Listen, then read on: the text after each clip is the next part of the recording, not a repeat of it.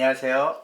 안녕하세요. 예, 반갑습니다. 네, 반갑습니다. 선생님 인상이 되게 좋으세요. 뭐 이렇게 동글동글 하시니. 아이고, 감사합니다. 네, 전라도에서는 생각보다 굉장히 유명하신 애동보살로 저희가 얘기를 듣고 또 네, 부랴부랴 이렇게 또 촬영을 왔어요. 예, 네. 오늘 이렇게 시간 내주셔서 다시 한번 감사드립니다. 아유, 저도 감사합니다. 그렇게 좋게 봐주셔서. 아, 근데 선생님 제가 듣기로는 네, 한국 사람이 아니라고 제가 들었거든요. 네, 맞아요. 저는 중국 길림에서 온 중국 교포예요.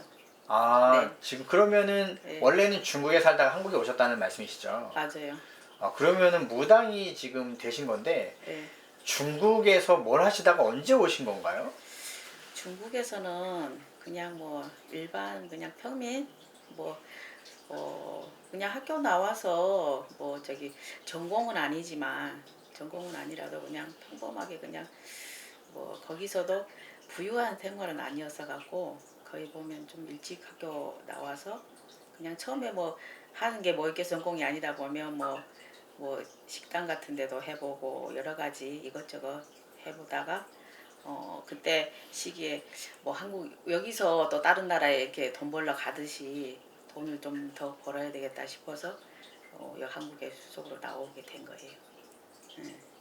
아, 그러면 한국에 온 지는 대략 얼마 정도가 되신 건가요? 저 이제 한 스물 20대 후반쯤 왔으니까 한 18년, 19년 정도 그렇게 된 것 같아요. 네. 어, 그러면 지금 아직 중국에는 뭐 가족분이 계시거나 뭐 지금 그런 상황인 건가요? 네, 지금 중국에는 시댁에 시부모님 계시고 저희 친정 쪽에는 거의 다 이쪽으로 지금 와서 계세요. 지금 이 일을 하면서 친정 부모님 있으면서 아기도 케어해주고 그렇게 같이 지내고 있어요. 아, 그럼 네, 무당이 되신 다음에는 이제 중국에 계신 분들이 일부 이제 한국으로 다시 오셨다는 말씀이신 거죠? 그렇죠. 그러면은 어떻게 하다가 무당이 되신 걸까요? 그러니까 처음에는 저도 이런 걸 몰랐어요. 뭐 여기 와서 그렇게 몇 년을 뭐 일한다고 열심히 그냥 했는데 뭐 점포로도 이런 걸 잘 몰랐어요. 이런 데 접하지도 못하고 그때는 특별히 뭐 보면 뭐 여러 가지 케이스가 있잖아요. 이렇게 신 받기 전에 어떤 저기가 온다고 하기는 하는데 그냥 그때는 잘 몰랐어요. 잘 모르고 그냥 열심히 그냥 외국에서 와서 그냥 일하다 보니까 아 그냥 뭐 열심히만 하면 된다 그랬는데 근데 좀 보면 금전으로 많이 힘들었던 것 같아요. 항상 열심히도 했는데 항상 보면 금전은 어디로 새어가고 없달까요? 뭐 쉬지도 않고 했는데도 그러다가 제가 항상 생각하는 게 있었어요.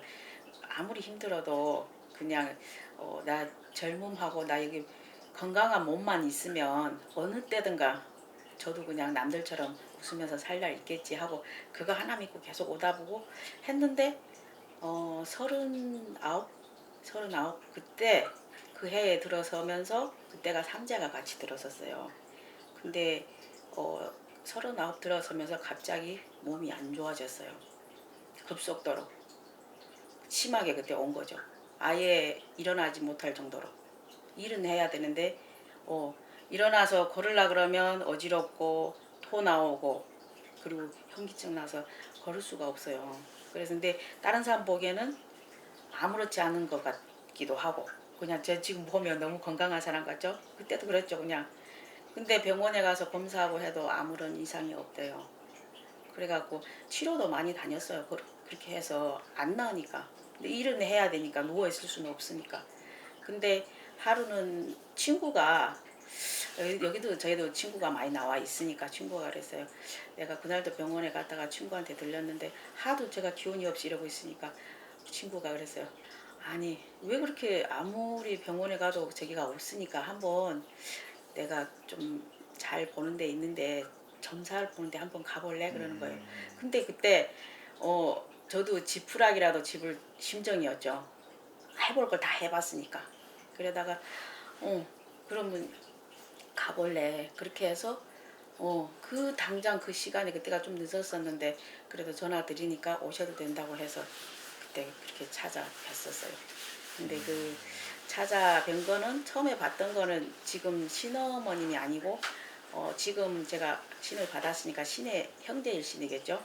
그분한테 갔었는데 어떻게 거기에서도 이게 신병이라고 했는데 처음에는 저는 신병이 뭔지도 몰랐어요.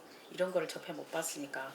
근데 이거 신병이니까 그냥 신을 나중에는 받아야 끝을 낼 건데, 근데 제가 여기 외국에 와서 갑자기 그런 소리를 들으니 제가 여기 와서 어떻게 신을 받고 뭘 할 수 있겠어요. 그거는 저 못하겠다고. 어떻게 그냥 제가 그냥 일을 하고 살아갈 수 있게끔 그런 방법을 좀 해서 도와주라고 그러고 하니까 처음에 그냥 뭐 이렇게 조상꽃 해가지고 뭐 그런 거를 해서 그렇게 해보자고 했어요. 그렇게 해보자고 해서 일은 지금 신어머니께서 진행을 하셨죠. 그래서 그 일을 하면서 처음 신어머니 뵀어요. 근데 신어머니 역시도 일을 하면서 그랬었어요. 지금 이거를 해준다고는 하지만은 얼마 못 가서 또 지금은 재워진다고는 하지만은 또 똑같이 증상이 일어나는 건데 그걸 알고 있으라고 그랬어요. 그렇게 해서 그때 한 몇 번을 했었어요. 근데 몇 번을 했는데 똑같이 매번마다 할 때는 진짜 언제 그랬는지 하듯이 또 괜찮아져요. 그러니까 안 믿을 수도 없고 저도 그냥 신기하게 병원에 가서 그렇게 치료해도 안 낫는데 그냥 그게 날짜만 잡고 갔다 오기만 하면 아무렇지 않게 그러면 또 다음날부터 정상적으로 일하고 그랬었어요. 그러니까 저도 있구나, 이런 게 있구나. 근데 내가 이걸 과연 할 수 있을까 계속 여러 번 생각하면서 그래도 갈 때까지는 가보자 했는데 나중에는 저기 지금 신어머니가 그랬어요. 이제는 더 이상 안 해준다고. 똑같은 걸 맨날 해도 안 되는데 너가 뭐 돈이 그렇게 많냐? 이제는 그렇게 하다는 내가 사기꾼 소리 듣겠다. 다른 데서 가서 하려면 하고 맘대로 해보라고. 난 더 이상 못 해준다고. 지금 와서 저도 제자 생활을 하면서 보게 되면 저희 신엄마라서 그런 게 아니라 보면 신의 저기를 보면 우리가 유튜브도 많이 보고 하게 되면 뭐 사기 무당도 많다 뭐 이런 게 많잖아요. 그런데 지금 이렇게 매년을 와서 보면 참 신어머니가 신의 저기도 하지만은 참 인간적으로 저한테 많이 대해줬던 것 같아요. 그래가지고 마지막 최후로는 결정적인 거는 저기 제 아들 때문에 제가 마지막 결심을 내렸어요. 그때 마지막에는 안 해주고 안 해주니까 저도 다른 데 가보긴 가봤어요. 선생님 여러 분도 가보고 했는데 똑같은 소린데 그냥 계속 거기서도 굿만 하라고 하니 이제는 굿은 전에가 해볼 만큼 해봤잖아요. 그러니까 근데 선생님은 내가 이미 우리 신어머니를 제가 접해봤기 때문에 제 자리로 와서 신을 받는다 그러면 그 선생님한테 가겠다고 마음은 먹고 있었어요. 근데 마지막에 신어머니가 그때 마지막 일을 하면서 저한테 이제 계속 그렇게 버티다가는 그때 아들이 제가 7살이었어요. 7살 된 아들 하나밖에 없는데 그 아들 사주도 봐가지고 아들한테 이렇게 흔들리면 올 건데 어떡하냐고. 근데 아니나 다를까 제가 마지막에는 그냥 병원도 안 가고 그냥 집에 그냥 자포하게 자기 한 그 상태로 그냥 있는 와중에 애기한테서 애기가 이상한 며칠 동안 저한테 이상한 소리를 하고 막 저를 보는 눈빛이 애기 눈빛이 아니었어요. 진짜 그때 생각하면 지금도 소름 돋아요. 그래서 거기서 정신이 번쩍 들어가고 이제는 안 되겠구나 이러다가 내가 뭐 하고 나서 잘하든 못하든 일단은 내가 일어서야 되겠구나. 그 결심으로 지금 신어머니 믿고 이 길을 가게 됐어요. 네. 그러면 그때 신내림을 받은 이유는 정말 네. 몸이 아프거나 자녀분이 그런 네. 게 정말 싹 없어졌었나요? 아우, 그리고 다음에 신 날짜를 받았을 거 아니에요? 받고 나서부터는 그 날짜를 받았는데 제가 다시 정상으로도 돌아오기도 하고 그 다음에는 기분이 좀 묘했어요. 그때는 진짜 그 전에는 보지 못했던 거 정작에 제대로 이제는 간다는 마음을 제대로 고치고 나니까 왠지 모르게 기분도 좋고 날라가 몸도 가벼워지고 그게 지금 생각해 보면 저의 인간적 마음도 있었지만 저한테 오신 신령님들 그런 마음도 있었겠죠. 그렇게 하고 나서 아이도 또 안정이 다 됐고 모든 것이 지금 그렇게 되고 나니까 이제는 진짜 내가 이 길을 제대로 가야 되겠구나 그 생각이 들어서 열심히 신어머니 믿고 지금 따라왔어요. 네. 5년이라는 세월이 좀 흘렀는데 네. 지금은 좀 어떠세요? 뭐 후회를 한다거나 뭐 그런 건 전혀 없으신가요? 오면서 왜 힘든 점이 없었겠어요. 저 외국인이다 보니까 조금 그래도 어떻게 생활을 여기서 오래 했다고 해도 여기 세계는 또 따로 틀리잖아요. 모든 것이 다 처음이다 보니까 다 하나하나 배워야 되고 그리고 또 거기에서 또 선생님이나 제자들이나 같이 다 사람들 새로 만나서 해야 되는 거잖아요. 그래서 그런 데서도 좀 배우면서 힘든 것도 있었고 또 순탄하지만 않았죠. 이게 신의 길이라는 게 쉬운 길이 아니에요. 그렇죠. 네, 뭐 그런데 그럴 때마다 그래도 신어머니하고 형제 여기 보면 형제들 참 착하고 신어머니가 다 보면 형제들 누구 하나가 거기에서 삐끗하거나 그런 걸 용납 못해요. 서로 가족처럼 그거를 하다 보니까 형제들도 그렇고 신어머니도 그렇고 진짜 새로운 가족이었고 비록 낳아주진 않았지만 가슴으로 진짜 진심으로 낳아주고 제가 외국인이다 보니까 거기에 대해서도 또 신어머니가 제가 기가 죽을세라 해서 진짜 저한테 많이 신경을 써줬어요. 그 중간에 제가 좀 아까 네. 좀 궁금한 게 있었는데 네. 지금 이런 걸 전혀 모르신다고 했었잖아요. 네. 그럼 중국에는 이런 무당 문화가 전혀 없나요?